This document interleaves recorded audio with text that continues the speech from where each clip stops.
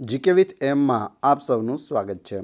મિત્રો, આજના વિડીયોમાં આપણે ડિસેમ્બર 2024નું કરંટ અફેર્સ જોઈશું, જેના આજ સુધીના ખૂબ જ અગત્યના પ્રશ્નો આપણે આની અંદર આવરી લીધેલા છે, જે આવનાર પરીક્ષા માટે મોસ્ટ આઈએમપી રહેશે।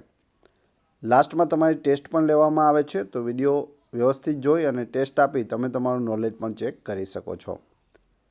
આની પીડીએફ પણ તમને પ્રોવાઈડ કરાવવામાં આવશે, કઈ રીતે મળશે એ પણ હું તમને જણાવી દઈશ। તો જોઈએ ખૂબ જ અગત્યનો આ વિડીયો। ભારત કયા દેશ સાથે સંયુક્ત લશ્કરી કવાયત હરિમાવ શક્તિનું આયોજન કરે છે? તો મલેશિયા સાથે કરે છે હરિમાવ શક્તિનું આયોજન। ભારત મલેશિયા સંયુક્ત સૈન્ય કવાયત હરિમાવ શક્તિની ચોથી આવૃત્તિ મલેશિયાના પહાંગ જિલ્લામાં બેન્ટોંગ કેમ્પમાં શરૂ થઈ હતી। આ કવાયત 2 ડિસેમ્બરથી 15 ડિસેમ્બર 2024 દરમિયાન હાથ ધરવામાં આવે છે। ભારતીય ટુકડીનું પ્રતિનિધિત્વ મહાર રેજિમેન્ટની બટાલિયન દ્વારા કરવામાં આવે છે। તો આમાંથી જેટલા પણ તમને ઉપયોગી પોઈન્ટ લાગે બધું યાદ રાખતા જજો, કોઈ પણ પ્રશ્ન પૂછાય તો તમને આવડવો જોઈએ। આઈસીસીના સૌથી યુવા અધ્યક્ષ તરીકે કોણે ચાર્જ સંભાળ્યો છે? તો જય શાહે ચાર્જ સંભાળ્યો છે। ઇન્ટરનેશનલ ક્રિકેટ કાઉન્સિલના અધ્યક્ષ કોણ બની ગયા છે? જય શાહ। જય શાહે 1 ડિસેમ્બરના રોજ આંતરરાષ્ટ્રીય ક્રિકેટ કાઉન્સિલ એટલે કે આઈસીસીના અધ્યક્ષ તરીકે સત્તાવાર રીતે ચાર્જ સંભાળ્યો છે। તેઓ ગ્રેગ બાર્કલેના સ્થાને આઈસીસીના નવા પ્રમુખ બન્યા છે। તો કોની જગ્યાએ સ્થાન લીધું છે એ પણ ખાસ યાદ રાખજો, ગ્રેગ બાર્કલ।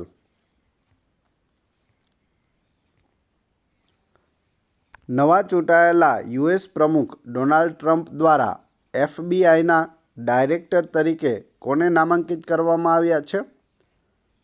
તો કાશ પટેલને એફબીઆઈના ડાયરેક્ટર બનાવવામાં આવ્યા છે ડોનાલ્ડ ટ્રમ્પ દ્વારા। ભારતીય અમેરિકન છે કશ્યપ, એટલે કે કાશ પટેલને નવા ચૂંટાયેલા યુએસ પ્રમુખ ડોનાલ્ડ ટ્રમ્પ દ્વારા એફબીઆઈના ડાયરેક્ટર તરીકે નિયુક્ત કરવામાં આવ્યા છે। તેમનો જન્મ 1980માં ન્યૂયોર્કમાં પૂર્વ આફ્રિકાથી આવેલા ગુજરાતી મૂળના માતા પિતાને ત્યાં થયો હતો। તો મૂળ એનું ભારતીય છે અને ગુજરાતી છે, તો ખાસ યાદ રાખી લેજો, કાશ પટેલ એફબીઆઈના director. Syed Modi international badminton ટુર્નામેન્ટમાં ગોલ્ડ મેડલ કોણે જીત્યો? તો હાલમાં પીવી સિંધુએ આ કારનામું કરી બતાવ્યું છે।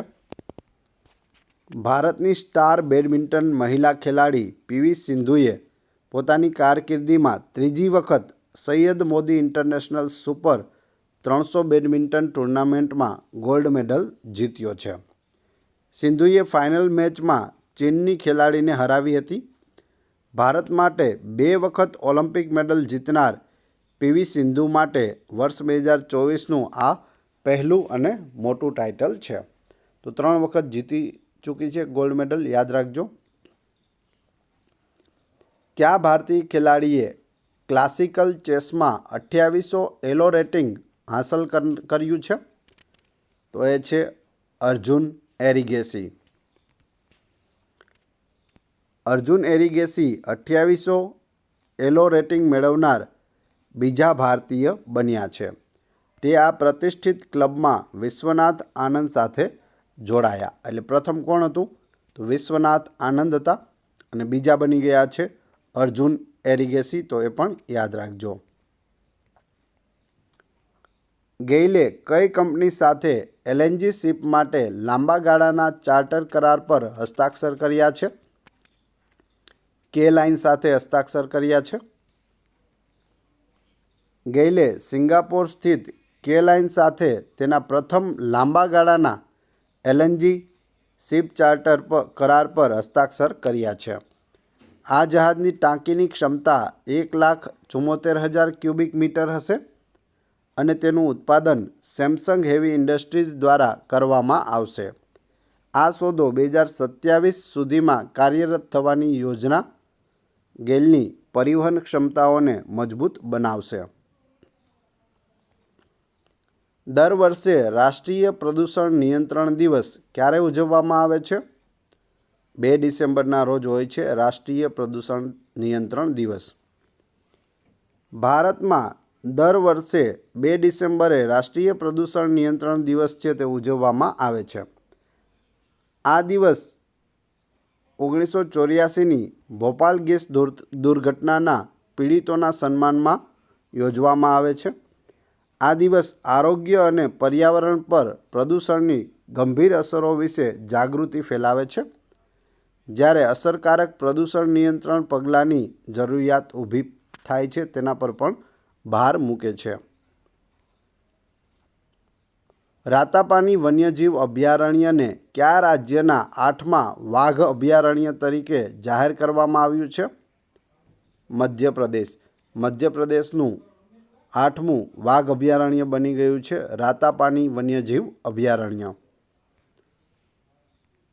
મુખ્યમંત્રી ડૉક્ટર મોહન યાદવ. મધ્યપ્રદેશના મુખ્યમંત્રી ડૉક્ટર મોહન યાદવના નેતૃત્વ હેઠળની મધ્યપ્રદેશ સરકારે અધિકૃત રીતે રાતાપાની વન્યજીવ અભયારણ્યને વાઘ અભયારણ્ય તરીકે સૂચિત કર્યું છે. 90 વાઘની અંદાજિત વસ્તી સાથે રાતાપાની હવે રાજ્યનું 8મું વાઘ અભયારણ્ય બની ગયું છે. કેટલા? 90 જેટલા વાઘ તેમાં જોવા મળ્યા છે. યુનેસ્કો દ્વારા તાજેતરમાં કયા ભારતીય રાજ્યને હેરિટેજ પર્યટન માટે ટોચના સ્થળ તરીકે જાહેર કરવામાં આવ્યું છે? તો પશ્ચિમ બંગાળને જાહેર કરાયું છે. યુનેસ્કોએ પશ્ચિમ બંગાળને હેરિટેજ પર્યટન માટે ટોચનું સ્થળ જાહેર કર્યું છે. મુખ્યમંત્રી મમતા બેનર્જીએ ધાર્મિક વારસા અને ચાના પ્રવાસનમાં રાજ્યની નોંધપાત્ર પ્રગતિ પર ભાર મૂક્યો હતો. પશ્ચિમ બંગાળના મુખ્યમંત્રી કોણ છે? મમતા બેનર્જી. તાજેતરમાં યુએસએએ યુક્રેનને કેટલા મિલિયન ડોલરની સૈન્ય સહાય પૂરી પાડી છે? $725 મિલિયન સૈન્ય સહાય છે તે પૂરી પાડી છે. અમેરિકાએ યુક્રેનને $725 મિલિયન સૈન્ય સહાય પૂરી પાડી છે, જેમાં લેન્ડમાઇન, એન્ટી-એર અને એન્ટી-આર્મર હથિયારોનો સમાવેશ થાય છે. જો બિડનના આ પગલાંનો હેતુ રશિયન આક્રમણ સામે યુક્રેનના સંરક્ષણને મજબૂત બનાવવાનો છે. 43મા ભારતીય આંતરરાષ્ટ્રીય વેપાર મેળામાં બિહાર પેવેલિયને કયો એવોર્ડ મેળવ્યો હતો કે આપવામાં આવ્યો હતો? ગોલ્ડ એવોર્ડ છે તે આપવામાં આવ્યો હતો, ગોલ્ડ મેડલ. બિહાર પેવેલિયનને 43મા ભારતીય આંતરરાષ્ટ્રીય વેપાર મેળામાં તેની અસાધારણ ડિઝાઇન, થીમ આધારિત પ્રસ્તુતિના પ્રદર્શન માટે પ્રતિષ્ઠિત ગોલ્ડ એવોર્ડ છે તે એનાયત કરવામાં આવ્યો હતો. 43મા ઇન્ડિયા ઇન્ટરનેશનલ ટ્રેડ ફેર 2024માં 3500થી વધુ પ્રદર્શકોએ ભાગ લીધો હતો, જેમાં 9 વિદેશી પર્યટકો તેમજ 33 રાજ્યો અને કેન્દ્રશાસિત પ્રદેશોનો પણ સમાવેશ થાય છે. કયું શહેર વર્લ્ડ મેરીટાઈમ કોન્ફરન્સ 2024નું આયોજન કરી રહ્યું છે? તો એ છે ચેન્નઈ. વર્લ્ડ મેરીટાઈમ કોન્ફરન્સ 2024 15 વર્ષના અંતરાલ પછી 4 થી 6 ડિસેમ્બર દરમિયાન ચેન્નઈમાં યોજાયો. શિપિંગના મહાનિદેશક શ્યામ જગન્નાથ અતિથિ વિશેષ તરીકે ઉપસ્થિત રહ્યા હતા, જેમાં 300થી વધુ વૈશ્વિક પ્રતિનિધિઓએ ભાગ લીધો હતો. તો 15 વર્ષ પછી આ યોજાયું છે, તો ખાસ યાદ રાખી લેજો. World maritime conference 2024 Chennai. ગુજરાતના ઘરચોળાને જીઆઈ ટેગ શેના માટે આપવામાં આવ્યો છે? હવે જો ગુજરાતના ઘરચોળાને હાલમાં જ જીઆઈ ટેગ છે તે મળેલો છે, બધાને ખ્યાલ છે. શેના માટે આપવામાં આવ્યો છે? તો પરંપરાગત હસ્તકલાને માટે આપવામાં આવ્યો છે. તાજેતરમાં ગુજરાતના પ્રખ્યાત પરંપરાગત હસ્તકલા ઘરચોળાને જીઆઈ ટેગ આપવામાં આવ્યો છે. આ પરંપરાગત હસ્તકલા ગુજરાતની 27 જીઆઈ પ્રમાણિત વસ્તુઓમાં જોડાઈ છે. નવી દિલ્હીમાં જીઆઈ અને beyond from heritage to development કાર્યક્રમ દરમિયાન આની જાહેરાત છે તે કરવામાં આવી હતી. તાજેતરમાં ચર્ચામાં રહેલ ટાટો 1 હાઇડ્રો ઇલેક્ટ્રિક પ્રોજેક્ટ કયા રાજ્યમાં આવેલો છે? તો તે અરુણાચલ પ્રદેશ રાજ્યમાં આવેલો છે. ટાટો 1 હાઇડ્રો ઇલેક્ટ્રિક પ્રોજેક્ટ. વડાપ્રધાન નરેન્દ્ર મોદીની આગેવાની હેઠળની આર્થિક બાબતોની કેબિનેટે ₹17.5 અબજના રોકાણ સાથે ટાટો 1 હાઇડ્રો ઇલેક્ટ્રિક પ્રોજેક્ટ એટલે કે HEPને મંજૂરી આપી છે.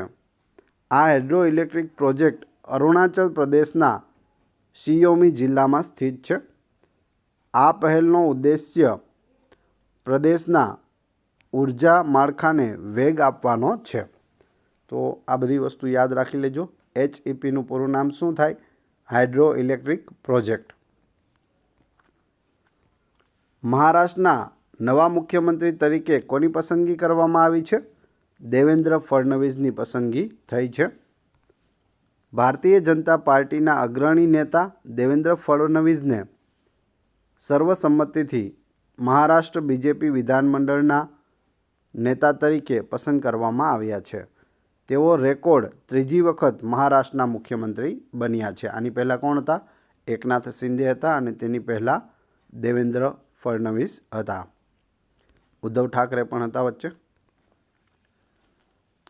પ્રોબા 3 મિશન કઈ સ્પેસ એજન્સીનું છે અને ઇસરો દ્વારા લોન્ચ કરવામાં આવ્યું છે? ESA સ્પેસ એજન્સીનું છે. તેના વિશે આપણે માહિતી મેળવીએ. ESAનું પૂરું નામ થશે યુરોપિયન સ્પેસ એજન્સી. દ્વારા પ્રોબા 3 મિશન 4 ડિસેમ્બરે શ્રીહરિકોટાથી PSLV C-59 મારફતે લોન્ચ કરવામાં આવ્યું છે, જે 550 કિલોગ્રામના ઉપગ્રહોને અવકાશમાં લઈ ગયું. આ પ્રયાસ ઇસરો અને NSILની વધતી ભૂમિકાને પ્રતિબિંબિત કરે છે. કોણે મોકલ્યું? તો ઇસરોએ મોકલ્યું. કોનું મોકલ્યું? તો યુરોપિયન સ્પેસ એજન્સીનું. શું હતું? Proba 3 mission. ક્યારે લોન્ચ થયું? 4 ડિસેમ્બરના રોજ. ક્યાંથી લોન્ચ થયું? શ્રીહરિકોટાથી. કેના દ્વારા લોન્ચ થયું? તો PSLV C-59 દ્વારા. કેટલું વજન લઈ ગયું? 550 કિલોગ્રામ. તો આવા બધા પ્રશ્નો બને છે જે હું વાંચી જાઉં તેમાં તમારે યાદ રાખી લેવાના. પરીક્ષામાં કોઈ પણ પૂછાઈ શકે. દર વર્ષે ભારતીય નૌકાદળ દિવસ ક્યારે ઉજવવામાં આવે છે?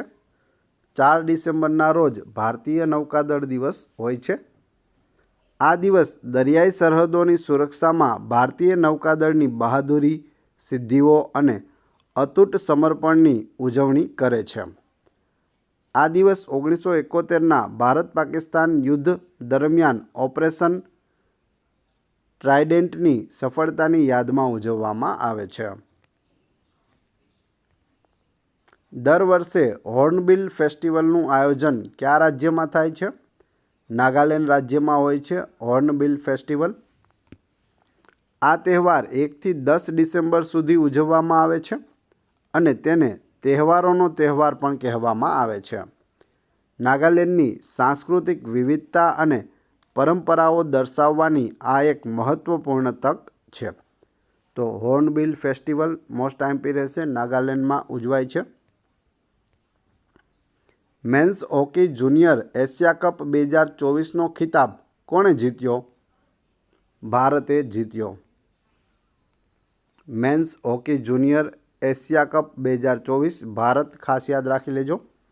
મેન્સ જુનિયર એશિયા કપ 2024ની રોમાંચક ફાઇનલમાં ભારતે મસ્કત, ઓમાનમાં પાકિસ્તાનને 5-3થી હરાવી રેકોર્ડ 5મી વખત આ ટાઇટલ જીત્યું છે. અરિજીત સિંહ હુંદલે શાનદાર પ્રદર્શન કર્યું અને 4 ગોલ કર્યા હતા, જ્યારે દિલરાજ સિંહે વધુ 1 ગોલ કર્યો હતો. પૂછવામાં આવે અરિજીત સિંહ હુંદલ કઈ રમતના ખેલાડી છે? તો હોકીના ખેલાડી છે. એ પણ યાદ રાખવું. કોને હરાવ્યું આપણે? તો પાકિસ્તાનને હરાવ્યું છે.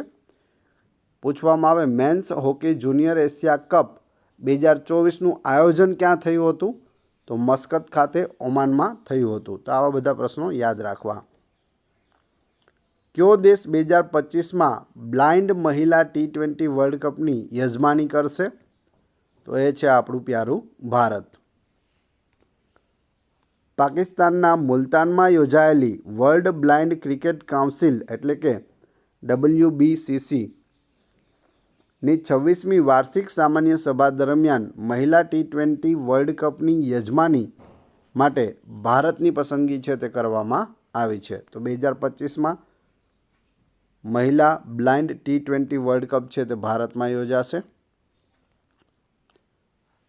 ભારતે તાજેતરમાં કયા દેશ સાથે સંયુક્ત કમિશનની સ્થાપના માટે MOU પર હસ્તાક્ષર કર્યા છે? કુવૈત સાથે. તાજેતરમાં જ ભારતે સંયુક્ત આયોગની સ્થાપના માટે કુવૈત સાથે MOU પર હસ્તાક્ષર કર્યા છે. વિદેશ મંત્રી S જયશંકર અને કુવૈતના વિદેશ મંત્રીએ આ MOU પર હસ્તાક્ષર કર્યા હતા. JCC હાઇડ્રોકાર્બન, આરોગ્ય અને કોન્સ્યુલર બાબતોમાં હાલના જૂથોની દેખરેખ રાખશે.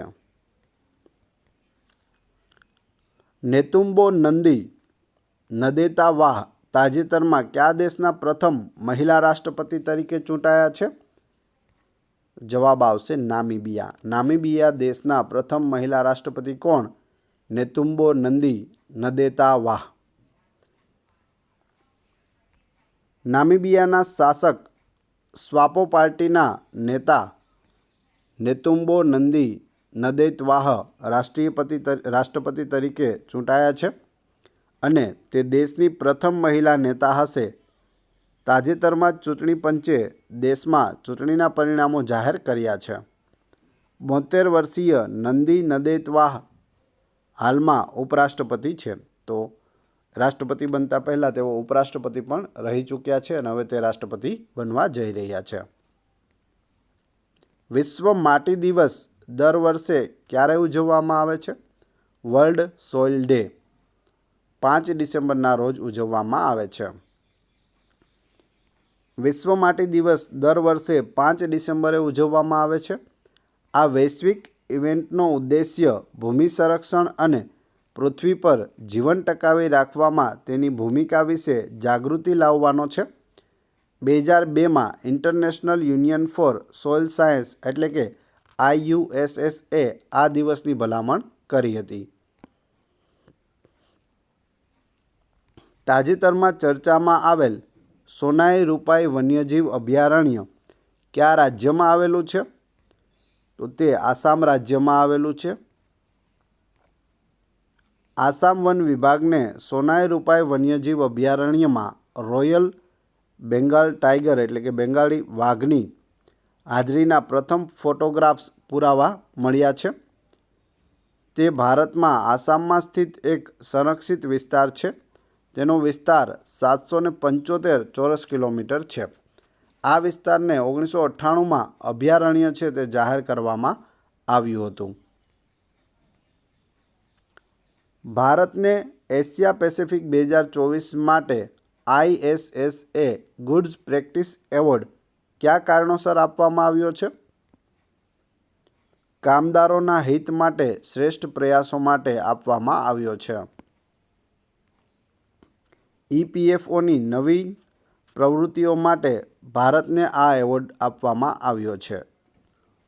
આમાં બહુભાષી કોલ સેન્ટર્સ, નિધિ આપકે નિકટ, આઉટરીચ, પ્રક્રિયા દ્વારા ન્યાય ડિલિવરી અને ડિજિટલ અને નોન ડિજિટલ માધ્યમો દ્વારા અસરકારક હિસ્સેદારી સંરચનાનો સમાવેશ થાય છે. ઉત્તરાખંડમાં PM આવાસ યોજના હેઠળ કેટલા પરવડે તેવા મકાનો બનાવવામાં આવશે? તો 16,000 મકાનો છે તે સસ્તા ભાવે બનાવવામાં આવશે. ઉત્તરાખંડ હાઉસિંગ ડેવલપમેન્ટ કાઉન્સિલ એટલે કે UHDC અને MDDA PMAY હેઠળ ઓછી આવક ધરાવતા પરિવારો માટે 16,000 પોસાય તેવા મકાનો બાંધી રહ્યા છે. આ પહેલ PM મોદીના અંત્યોદયના વિઝનને અનુરૂપ છે. આ પ્રોજેક્ટ એફોર્ડેબલ હાઉસિંગ અને શહેરી વિકાસ પર ભાર મૂકે છે. એફોર્ડેબલ હાઉસિંગ અને શહેરી વિકાસ. તાજેતરમાં કોણે અન્ના ચક્ર અને સ્કેન પોર્ટલનું અનાવરણ કર્યું છે? પ્રહલાદ જોશીએ કર્યું છે. તાજેતરમાં કેન્દ્રીય મંત્રી પ્રહલાદ જોશીએ જાહેર વિતરણ પ્રણાલી અન્ના ચક્ર અને સ્કેન NFSA માટે સબસિડી ક્લેમ એપ્લિકેશન પોર્ટલનું supply chain optimization tool launch કર્યું છે. સ્કેન પોર્ટલ સબસિડીના દાવાઓને સિંગલ વિન્ડોમાં સબમિટ કરવાની મંજૂરી આપે છે અને ઝડપી ઉકેલની સુવિધા પણ પૂરી પાડે છે. તાજેતરમાં અષ્ટલક્ષ્મી મહોત્સવનું ઉદ્ઘાટન કોણે કર્યું? નરેન્દ્ર મોદીએ કર્યું અષ્ટલક્ષ્મી મહોત્સવનું ઉદ્ઘાટન. તેના વિશે જોઈએ. PM મોદીએ ભારત મંડપમ ખાતે 6 થી 8 ડિસેમ્બર સુધીના 3 દિવસીય અષ્ટલક્ષ્મી મહોત્સવનું ઉદ્ઘાટન કર્યું, જે પૂર્વોત્તર ભારતની કળા, હસ્તકલા અને પરંપરાઓને પ્રકાશિત કરે છે. નવી ઇવેન્ટ્સમાં હેન્ડલૂમ, હેન્ડીક્રાફ્ટ, એગ્રીકલ્ચર અને ટુરિઝમને પ્રોત્સાહન આપવા માટે પ્રદર્શનો યોજવામાં આવી રહ્યા છે. સંયુક્ત રાષ્ટ્ર નાર્કોટિક્સ ડ્રગ્સ કમિશનના 68મા સત્રની અધ્યક્ષતા કયો દેશ કરશે? તો એ આપણો ભારત દેશ કરશે. જોઈએ. તાજેતરમાં United Nations commission on narcotics drugs એટલે કે CNDના 68મા સત્રની અધ્યક્ષતા માટે ભારતની પસંદગી છે તે કરવામાં આવી છે. તે ડ્રગ સંબંધિત બાબતો પર સંયુક્ત રાષ્ટ્રની મુખ્ય નીતિ નિર્માણ સંસ્થા છે. તેની સ્થાપના 1946માં united nations economic and social કાઉન્સિલના ઠરાવ દ્વારા કરવામાં આવી હતી.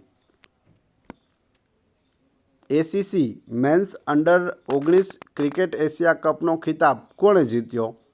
તો બાંગ્લાદેશે જીત્યો છે. તેની માહિતી મેળવીએ. બાંગ્લાદેશે 8 ડિસેમ્બર 2024ના રોજ દુબઈમાં યોજાયેલી ફાઇનલમાં ભારતને 59 રનથી હરાવીને 2024 ACC એટલે કે Asia cricket council men's under nineteen Asia cup જીત્યો હતો. પ્રથમ બેટિંગ કરતા બાંગ્લાદેશે 198 રન બનાવ્યા હતા, જેના જવાબમાં ભારતીય ટીમે માત્ર 139 રન જ બનાવી શકી હતી. આ ટુર્નામેન્ટમાં બાંગ્લાદેશનું આ સતત બીજું ટાઇટલ છે. એટલે ગયા વખતે પણ બાંગ્લાદેશ જીત્યું હતું, આ વખતે પણ બાંગ્લાદેશ જીત્યું છે. ફાઇનલમાં કયા બે રમ્યા હતા? તો બાંગ્લાદેશ અને ભારત 2 દેશ રમ્યા હતા, જેમાં ભારતની હાર થઈ છે અને બાંગ્લાદેશ જીતી ગયું છે. એશિયન ક્રિકેટ કાઉન્સિલના નવા અધ્યક્ષ તરીકે કોની નિમણૂક કરવામાં આવી છે? શમ્મી સિલ્વાની નિમણૂક થઈ છે. શમ્મી સિલ્વા. તાજેતરમાં જ ઇન્ટરનેશનલ ક્રિકેટ કાઉન્સિલ ICCના નવા અધ્યક્ષ બનેલા જય શાહના સ્થાને શમ્મી સિલ્વાની એશિયન ક્રિકેટ કાઉન્સિલ એટલે કે ACCના નવા અધ્યક્ષ તરીકે નિમણૂક કરવામાં આવી છે.